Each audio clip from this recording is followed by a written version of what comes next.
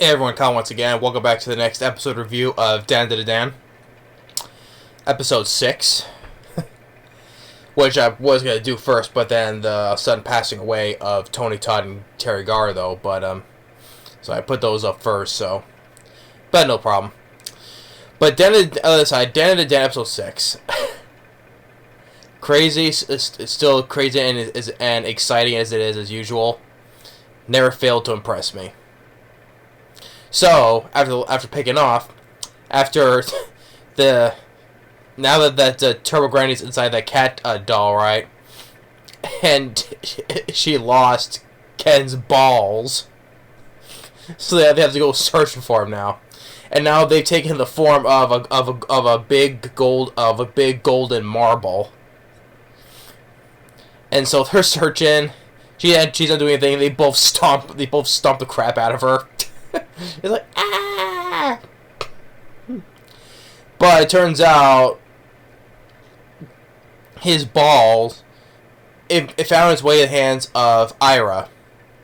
She was the pink-haired girl that was kind of like in the last episode making fun of Ken as soon as, first she's like, oh, making Ken feel better, being around a cute girl, right? But as soon as she walked away, she was making fun of him, and that's when Momo dropped that big wash pan on top of her head.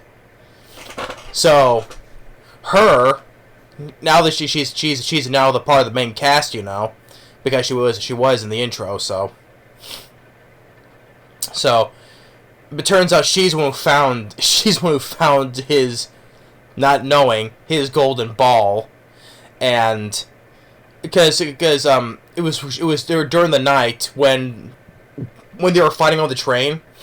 It landed on her head, and when she picked it up, because it acted when someone picks it up, it activates their spiritual power, and so she saw all the big lightning that was happening when the train was going by when they were fighting on. So, and then when she got the wash pan fell on her, right, she saw the giant spirit hands that Momo was producing. So now that she indicated, since she's so pretty, she's been chosen to save the world from evil, because she's so pretty and all that.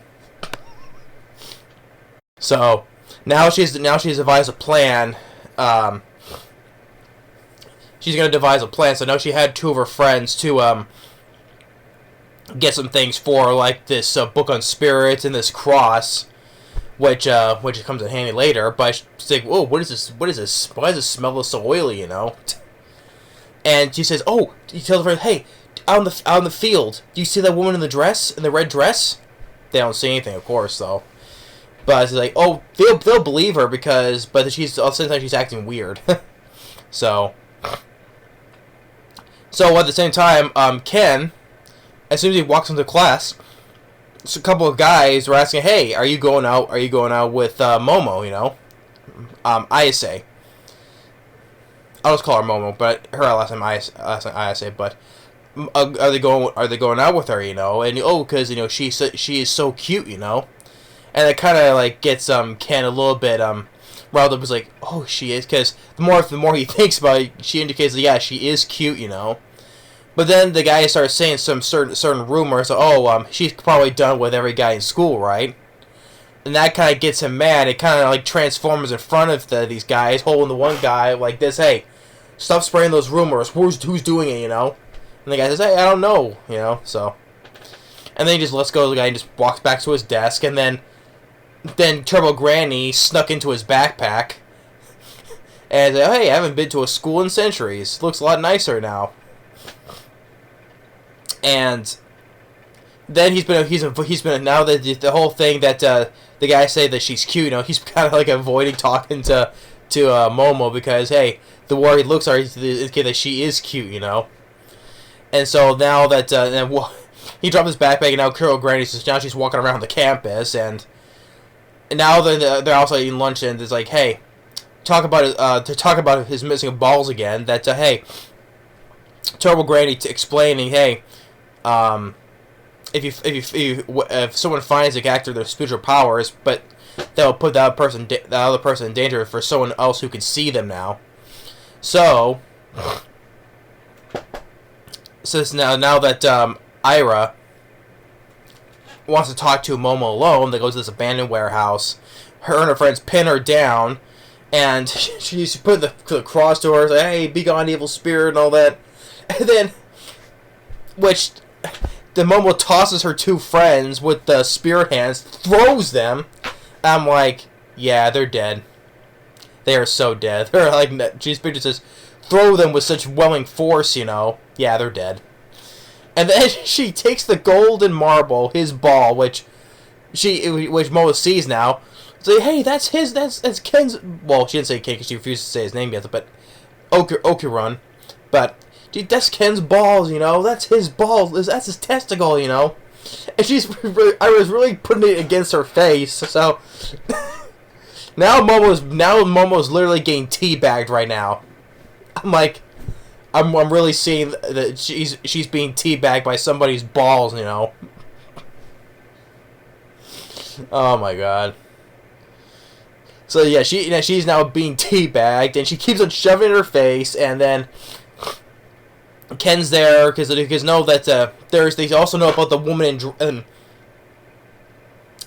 the red dress, and it grabs Ira. It's like, oh, Ira, I'm your mommy, you know. You say, oh, I'm your mommy. Say mommy for me. Wait, I'm like, what is this? Mommy was the evil spirit version of Mommy Dearest. Yeah, the 1981 film Mommy Dearest with Faye Dunaway. Again, to say the girl getting to say to her, call me Mommy Dearest or whatever. I'm like, is this an evil version? Is this a spiritual version of Mommy Dearest? Oh, the thing is though, Joan Crawford, played by Faye Dunaway, is a lot more batshit crazy than this spiritual wench is. I mean, you know, with the whole wide-eyed, white face, you know, no wire hangers. That was it. Whether it's good or bad, though, it makes you feel like you just want to go up there and just bitch slap Joan Crawford, you know, just want to slap her, bitch face her, until she's blue in the face, until her face is swollen. It's like, hey, you're a shitty mother, you know. I'll get to that movie some other time, though. So, but whether it's good or bad, I'm just saying, it's like you feel like you just really want to bitch slap her, you know. But yeah, but call me Mommy Dearest, you know.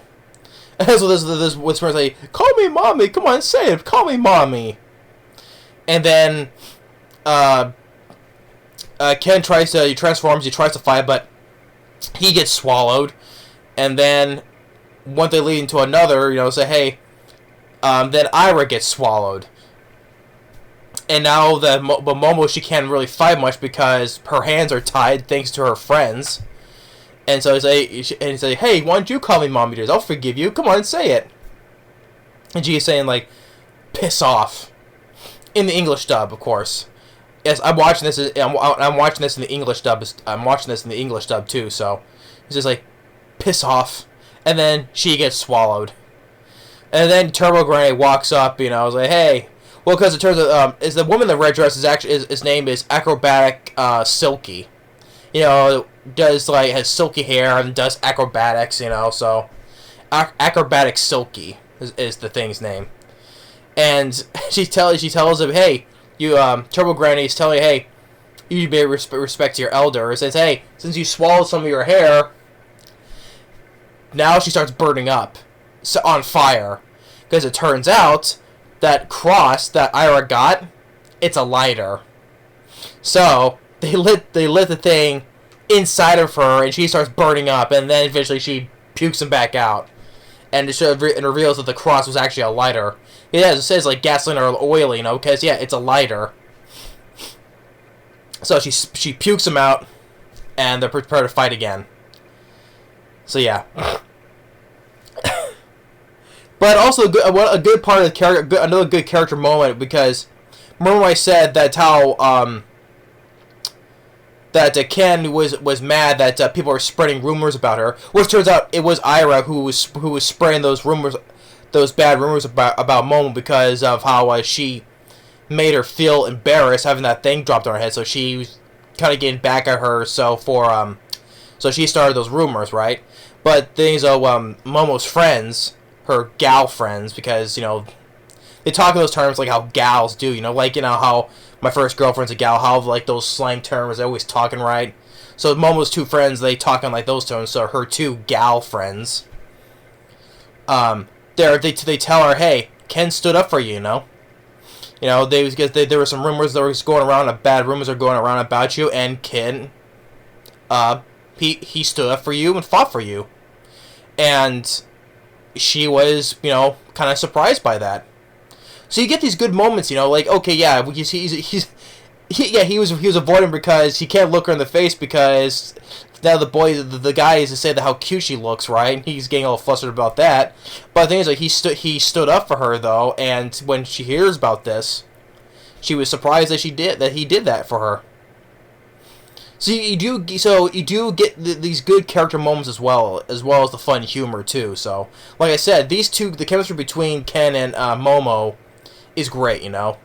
It does feel like it feels like, as for me, it feels like they've been a lot more friends forever. That's what it felt like to me. So, but the whole thing with just like now that Ira has Ken's golden ball, right? Just shove it in Momo's face. Just yeah, now she's teabagging her with Ken's golden balls. It's like, dang, that's his balls. Give it back. That's his testicle. Give it back. It's just the crazy innuendos. It's just. I'm not saying it's so on the nose though, but at least I can't help but I just can't help but laugh at it's fun. So, and unless you get some good fun moments and action moments too. The animation, like I said, is really spot on from this studio. Like I said, it's from the studio that made Devilman Crybaby. So I don't know too big on that studio, but I think for this show they did a really good job though, with production wise, and of course with the voice cast wise. Because in the English dub voice, I think for the girl who voices Momo, Abby Trott, she does the voice for Nazuru in Demon Slayer, Kimetsu no Yaiba, she voices Tenjiro's sister, the one who turned into a demon, the one who always had the so she voices her in Demon Slayer. I'm like, oh, cool, So, but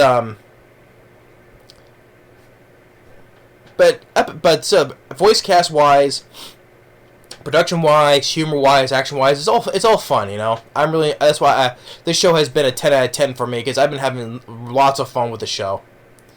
So yeah, so that's episode 6 of Dandadan. I look forward to the next one. Thanks for watching. Stay tuned for more. We'll see you on the next episode review, and that is of Remna 1/2. Later.